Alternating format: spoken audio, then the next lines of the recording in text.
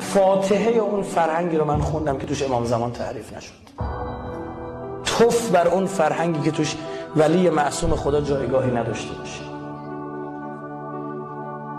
وای بر من و تو که کار مهدوی رو توی مملکت ما 4 تا گروه انحرافی بیان به دست بگیرن به خاطر مهدویت بیان کار کنن چون من و تو خوابیم. میگن پول نداریم کار کنیم. میگم وای بر شما، 1000 نفر آدم نیستید نفری 1000 تومن مایی بذارید بشه 1,000,000 تومن. 1000 نفر آدم مایی 1000 تومن پول بستنی بچه‌تون نیست. بذارید بیاید کار بکنید، بنر بزنید، شهرداریتون بیاد وسط سالن در اختیار بذاره و یکی بنر بزنه آقا سخنرانای مهدوی کشور رو بردارید، برنامه بذارید، کار بکنید، جوونتون رو آگاه بکنید. انگلیسی بلدی برو سایت بزن، وبلاگ بزن، کلیپ درست کن، زیرنویس کن، بگو دروغ دارن میگن 12 امام همونی که تو کتاب خودته. من با این مسیحیه داشتم حرف میزدم گفتم منجی تو کتاب شما اسمش چیه؟